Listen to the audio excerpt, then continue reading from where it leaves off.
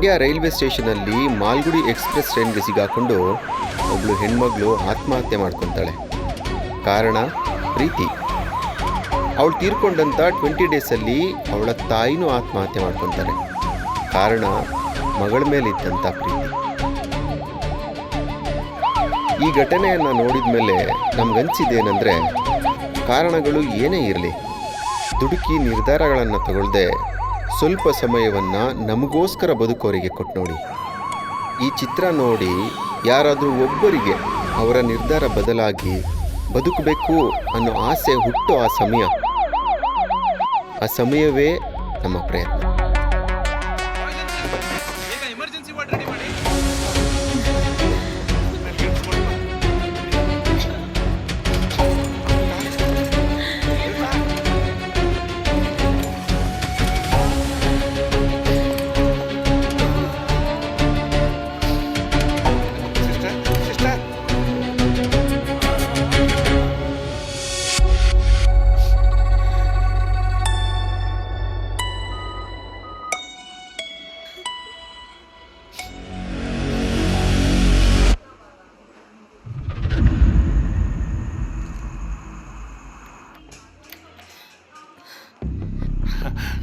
ಡಾಕ್ಟ್ರೇ, ನನ್ನ ಮಗಳು. ನಿಮ್ಮ ಮಗಳ ಜೀವಕ್ಕೆ ಏನೂ ತೊಂದರೆ ಇಲ್ಲ. ಸರಿಯಾದ ಟೈಮು ಕರ್ಕೊಂಡ್ಬಂದಿದ್ದೀರಾ. ಬಟ್ ಅವಳು ತುಂಬ ನೊಂದಿದ್ದಾಳೆ. ಬಾಡಿ ವೀಕ್ ಆಗಿದೆ. 2 ಡೇಸ್ ಇಲ್ಲೇ ಇರಬೇಕಾಗತ್ತೆ. Only for observation. Don't worry, ನಾನಿದ್ದೀನಿ. ಸರಿ ಡಾಕ್ಟ್ರೇ. ಏನ್ರಿ ಇದು, ಇನ್ನೂ 2 ದಿನ ಇರಬೇಕು ಅಂತಿದ್ದಾರೆ. ನಮ್ಮ ಮಗಳು ಹುಷಾರಾಗಿದ್ದಾಳೆ ಅಲ್ವಾ? ಜೀವಕ್ಕೇನೋ ಅಪಾಯ ಇಲ್ಲ ಅಂತ ಹೇಳಿದ್ರಲ್ವಾ? ಹುಷಾರಾಗ್ತಿದ್ದಾಳೆ ಅಂತಾನು ಹೇಳಿದ್ರು ತಾನೇ. ಹೆದರ್ಕೋಬೇಡ, ಹೇಳ್ಬೇಡ, ಸಮಾಧಾನವಾಗಿರು. ದೇವರು ಕಾಪಾಡ್ತಾನೆ. ಸಮಾಧಾನವಾಗಿರು.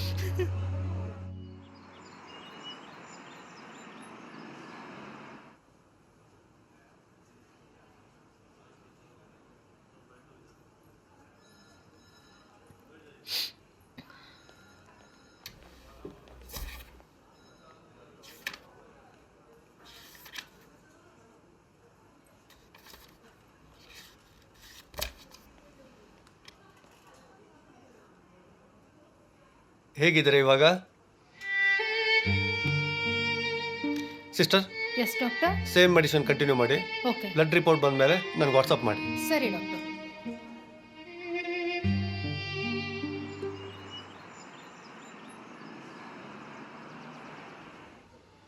ಸ್ವಲ್ಪ ಕುಡಿಯ, ಸುಸ್ತಾಗತ್ತೆ. ತಗೋ.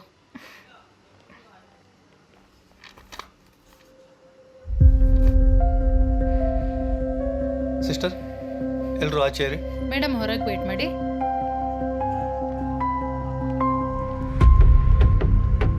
ಡೋರ್ ಕ್ಲೋಸ್ ಮಾಡ್ಕೊಳ್ಳಿ.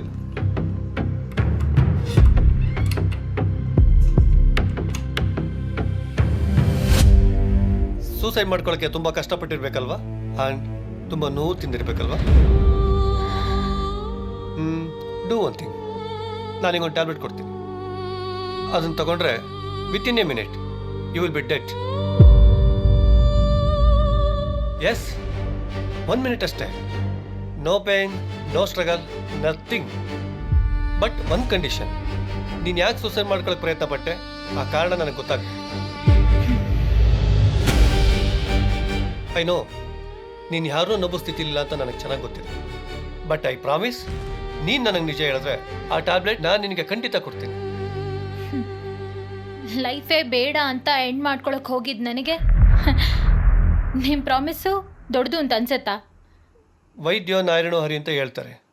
ಹಾಗಂತ ನಾನೇ ದೇವರು ಅಂತ ಏನು ಹೇಳ್ತಿಲ್ಲ. ಬಹುಶಃ ಐಸಿಯುದಿಂದ ಹೊರಗಡೆ ಹೋದಾಗ ನಿಮ್ಮ ತಂದೆ ತಾಯಿ ಕಣ್ಣಿಗೆ ನಾನೇ ದೇವರ ಕಾಣಿಸಿರ್ಬೋದೇನೋ. Okay, leave it. ನಾನು ಪ್ರಾಮಿಸ್ಗೆ ತುಂಬ ಬೆಲೆ ಕೊಡ್ತೀನಿ. ಸೊ ನೀನು ನನಗೆ ಪ್ರಾಮಿಸ್ ಮಾಡಿ ನಿಜ ಹೇಳಿದ್ರೆ ನಾನು ನಿನಗೆ ಆ ಟ್ಯಾಬ್ಲೆಟ್ನ ಖಂಡಿತ ಕೊಡ್ತೀನಿ. Promise?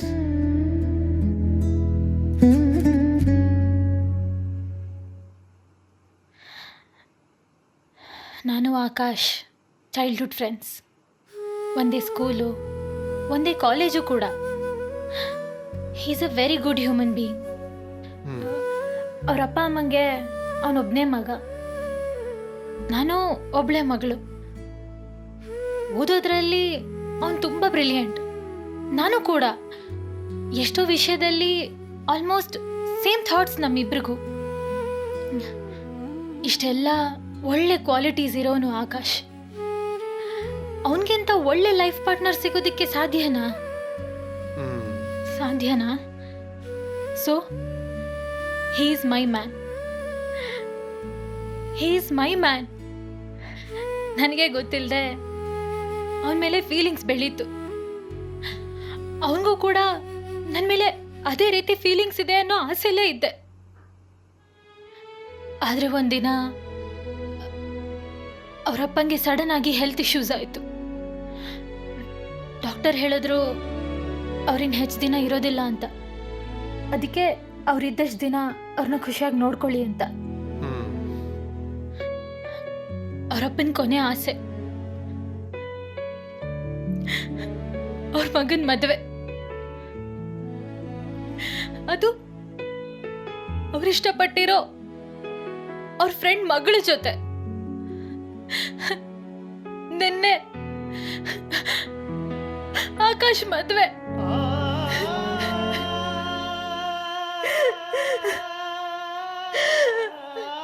I can't live without him.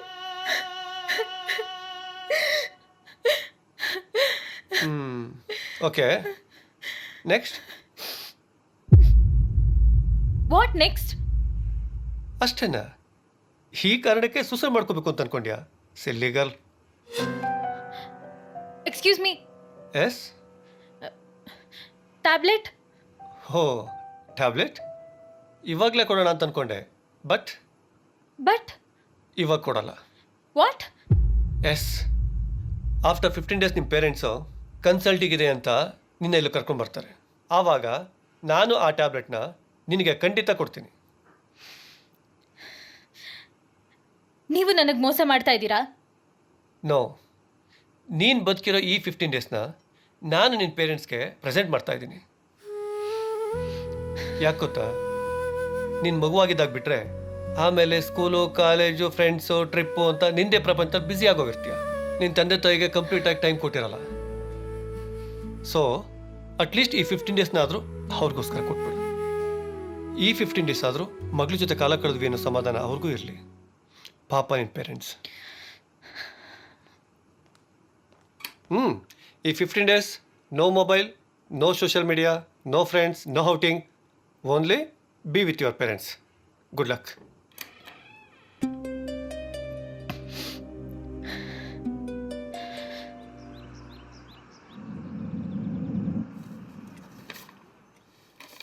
Thank you sir. Okay sir, Amrutha and family ಬಂದಿದ್ದಾರೆ ಸರ್. ಒಂದು ಕೆಲಸ ಮಾಡಿ, ಅಮೃತನ ಒಳಗೆ ಕಳಿಸಿ. ಅವ್ರ ಪೇರೆಂಟ್ಸ್ನ ಆಮೇಲೆ ನಾನು ನೋಡ್ತೀನಿ. Okay sir. Amrita, come Amrita, ಸಿಟ್.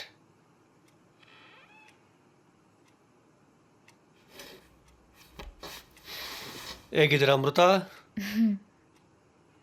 ನಿಮಗೆ ಪ್ರಾಮಿಸ್ ಮಾಡಿದ್ದೆ ಒಂದು ಟ್ಯಾಬ್ಲೆಟ್ ಕೊಡ್ತೀನಿ ಅಂತ. Take, this is the tablet.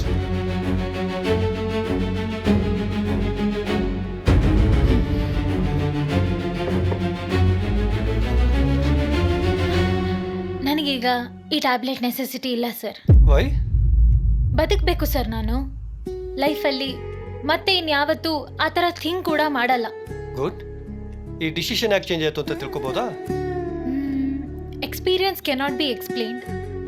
ಆದರೂ ಹೇಳೋದಕ್ಕೆ ಪ್ರಯತ್ನ ಪಡ್ತೀನಿ. ಈ 15 ದಿನ ಲೈಫ್ ಅಂದರೆ ಏನು ಅಂತ ನನಗೆ ಅರ್ಥ ಮಾಡಿಸಿದೆ. ನಾನು ಹಾಸ್ಪಿಟಲಿಂದ ಮನೆಗೆ ಹೋದ್ಮೇಲೆ ಎಲ್ಲಿ ಮತ್ತೆ ಏನಾದರೂ ತೊಂದರೆ ಮಾಡ್ಕೋತೀನೋ ಅಂತ ಡೇ ಆ್ಯಂಡ್ ನೈಟ್ ಕಾದಿದ್ದಾರೆ ನನ್ನ ಅಪ್ಪ ಅಮ್ಮ.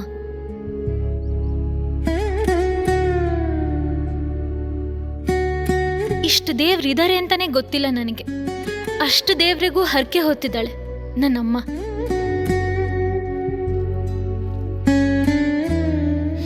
ನೀನು ಹುಷಾರಾಗಿ ಮನೆಗೆ ಬಂದ್ರೆ ಒಪ್ಪದ್ ಬಿಟ್ಟು ದೇವ್ರ ಸೇವೆ ಮಾಡಿ ನಿನ್ನ ಹೆಸರು ಹೇಳಿ ನೆಲದ ಮೇಲೆ ಊಟ ಮಾಡ್ತೀನಿ ಅಂತ ಹರಕೆ ಹೊತ್ತಿದ್ದೆ. ನೀವು ಮಕ್ಕಳಿದ್ದಾಗ ನಡೆಯೋದನ್ನ ಕಲ್ತ ಮೇಲೂ ಕೈ ಹಿಡಿದು ನಡೆಸ್ತೀವಿ. ಸಾಧ್ಯ ಆದ್ರೆ ಎತ್ಕೊಂಡು ಓಡಾಡ್ತೀವಿ.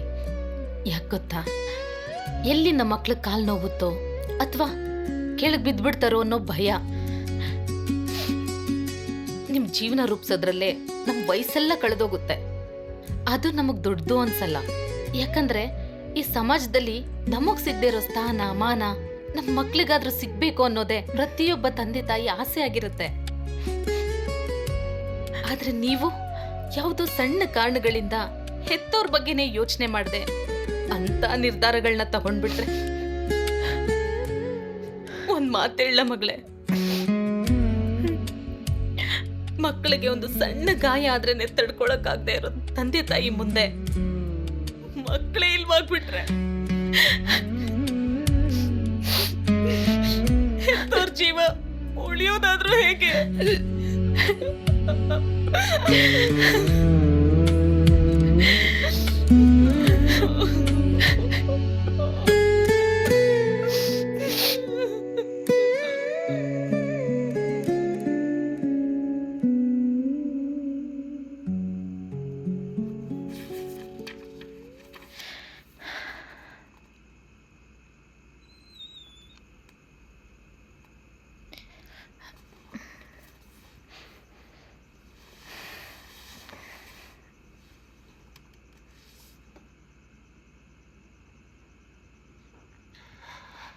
ಹೇಳಿ ಹೋಗು ಕಾರಣ.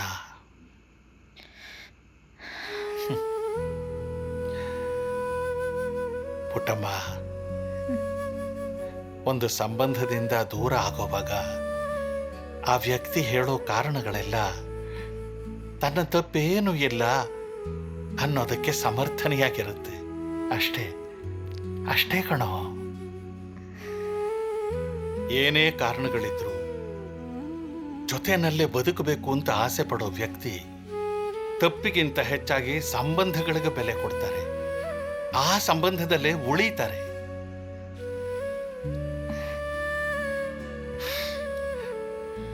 ಏನೇ ಆದರೂ ಅಂತಿಮ ಸತ್ಯ ಏನು ಗೊತ್ತಾ ಮಗಳೇ? ಸಂಬಂಧಗಳ ಅಳಿವು ಉಳಿವು ನಿರ್ಧಾರ ಆಗೋದು ಅವರವರ ಅನುಕೂಲಕ್ಕೆ ತಕ್ಕ ಹಾಗೆ ಅಷ್ಟೇ. ಇದನ್ನ ಚೆನ್ನಾಗಿ ಅರ್ಥ ಮಾಡ್ಕೋ.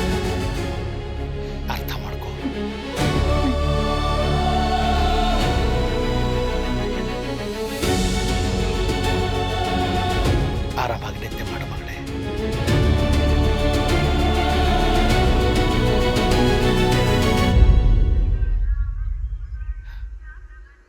ಹೇ ಆಕಾಶ್. ಹಾಯ್ ಅಂಕಲ್, ಹೇಗಿದ್ದೀರಾ? ಚೆನ್ನಾಗಿದ್ದೀನಪ್ಪ. ಅಮೃತ, ಆಕಾಶ್. ಹಾಯ್ ಅಮೃತ, ಹೇಗಿದ್ಯಾ? ನನ್ನ ಮದುವೆ ದಿನ ಗೊತ್ತಾಯ್ತು ನಿನ್ಗೆ ಹುಷಾರಿಲ್ಲ ಅಂತ. ಈಗ ಹೇಗಿದ್ಯಾ?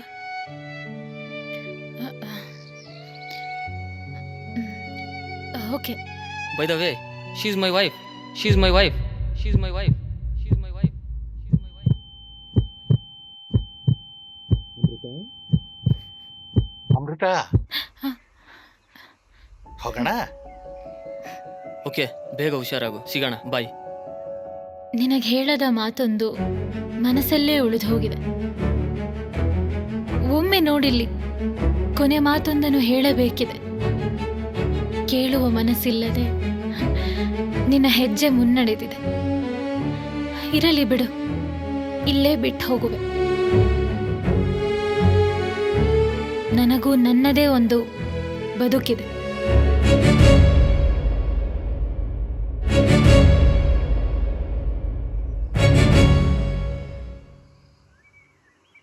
ಯಾವ ವ್ಯಕ್ತಿ ಲೈಫಲ್ಲಿ ನಾವಿಲ್ಲ ಅಂದ್ರೂ ಆ ವ್ಯಕ್ತಿ ಲೈಫ್ ನಾರ್ಮಲ್ ಆಗೇ ನಡೀತಾ ಇರುತ್ತೋ ಅಂಥ ವ್ಯಕ್ತಿನ ನಾವು ನಮ್ಮ ಲೈಫಲ್ಲಿ ನಾರ್ಮಲ್ ಆಗೇ ತಗೋಬೇಕು. ಆಗಲೇ ನಮ್ಮ ವ್ಯಕ್ತಿತ್ವಕ್ಕೆ ಒಂದು ಬೆಲೆ. ಅರ್ಥ ಆಯ್ತು ಅನ್ಕೊಂಡಿದ್ದೀನಿ. ಹೋಗೋಣ. ಹಾಸ್ಪಿಟ್ಲಿಗೆ ಲೇಟ್ ಆಗುತ್ತೆ. ಬಾ ಮಗಳೇ. ಒಂದು ಚಿಕ್ಕ ಪೆನ್ಸಿಲಿಂದ ಹಿಡಿದು ಒಂದು ದೊಡ್ಡ ವಸ್ತು ಬೇಕು ಅಂದ್ರೂ ಇಷ್ಟ ಆಗಿದೆ ಕೊಡ್ಸಿ ಅಂತ ಅಪ್ಪ ಅಮ್ಮನ ಕೇಳ್ತೀವಿ. ಅವ್ರು ಬೇಡ ಅಂತಂದ್ರೆ ಹಠ ಮಾಡ್ತೀವಿ, ಕನ್ವಿನ್ಸ್ ಮಾಡೋದಕ್ಕೆ ಟ್ರೈ ಮಾಡ್ತೀವಿ. ಅದೇ ಲೈಫ್ ಪಾರ್ಟ್ನರ್ ಅನ್ನೋ ವಿಷಯ ಬಂದಾಗ ನಾವೇ ದೊಡ್ಡವರಾಗಿ ಅವ್ರನ್ನ ಚಿಕ್ಕವರಾಗಿ ಮಾಡ್ಬಿಡ್ತೀವಿ. ಇಂಡಿಪೆಂಡೆಂಟ್ ಆಗಿ ಡಿಸಿಷನ್ಸ್ ತಗೋತೀವಿ. ಪೇರೆಂಟ್ಸ್ ಎಕ್ಸ್ಪೀರಿಯನ್ಸ್ಗಿಂತ ನಮ್ಮ ಎಜುಕೇಷನ್ನೇ ದೊಡ್ಡದು ಅನ್ಕೋತೀವಿ. ನೀವು ಅವತ್ತು ಹೇಳಿದ ನಿಜ ಸರ್, ನಾನು ಸಿಲ್ಲಿ ಗರ್ಲ್. ನಾನು ಮಾತ್ರ ಅಲ್ಲ, ನನ್ನ ಹಾಗೆ ತಂದೆ ತಾಯಿ ಬಗ್ಗೆ ಯೋಚನೆನೇ ಮಾಡಿದೆ ಈ ಥರ ಸಿಲ್ಲಿ ಡಿಸಿಷನ್ಸ್ ತಗೋತಾರಲ್ಲ ಅವ್ರೆಲ್ರಿಗೂ ನನ್ನ ಈ ಸ್ಟೋರಿನೇ ಒಂದು ಒಳ್ಳೆ ಎಕ್ಸಾಂಪಲ್ ಆಗಬೇಕು. ಸೊ ಇದು ನನ್ಗಿನ್ಯಾವತ್ತೂ ಬೇಡ. ಅಯ್ಯಯ್ಯೋ ಸರ್, ಆ ಟ್ಯಾಬ್ಲೆಟ್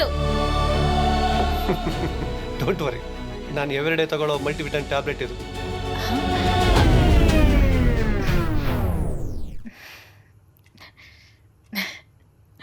ನಿನ್ನ ಲೈಫಲ್ಲಿ ಈ 15 days ನಿನ್ನ ಲೈಫ್ ಲೀಡ್ ಮಾಡೋಕ್ಕೆ very good lesson.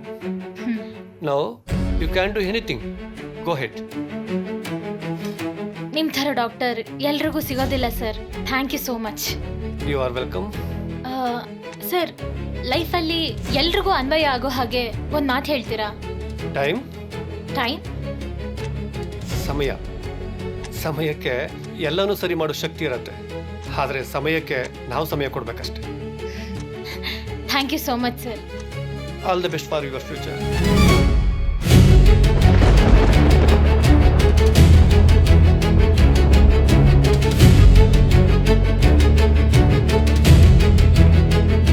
Universal boss ಯಾರು ಗೊತ್ತಾ? ಟೈಮ್, ಸಮಯ. ಸಮಯ ಬಡವ ಅಂತ ನೆಗ್ಲೆಕ್ಟು ಮಾಡೋದಿಲ್ಲ, ಶ್ರೀಮಂತ ಅಂತ ಬಕೆಟು ಹಿಡಿಯೋದಿಲ್ಲ. ಸಮಯಕ್ಕೆ ಏನೂ ಇಲ್ಲದವನಿಗೆ ಎಲ್ಲವನ್ನು ಕೊಡುವಂಥ ಸಾಮರ್ಥ್ಯನೂ ಇದೆ. ಎಲ್ಲ ಇರೋನಿಗೆ ಏನೂ ಇಲ್ಲದಂತೆ ಮಾಡುವಂಥ ಶಕ್ತಿನೂ ಇದೆ. ಇಷ್ಟೆಲ್ಲ ಕೆಪಾಸಿಟಿ ಇರೋ ಟೈಮ್ ನಮ್ಮಿಂದ ಏನು ಎಕ್ಸ್ಪೆಕ್ಟ್ ಮಾಡುತ್ತೆ ಗೊತ್ತಾ? ನನ್ನನ್ನೇ ನನಗೆ ಕೊಡು. ದುಡುಕಿ ನಿರ್ಧಾರಗಳನ್ನ ತಗೊಬೇಡ. ನೀನು ಯಾರು? ನಿನ್ನವರ್ಯಾರು? ನಿನ್ನವರೆಂದು ಬಣ್ಣ ಹಚ್ಚಿ ನಟಿಸುವರ್ಯಾರು? ಎಲ್ಲವನ್ನೂ ನಾನು ತೋರಿಸ್ತೀನಿ, ಆದರೆ ನೀನು ತಾಳ್ಮೆಯಿಂದ ನನ್ನನ್ನೇ ನನಗೆ ಕೊಡು.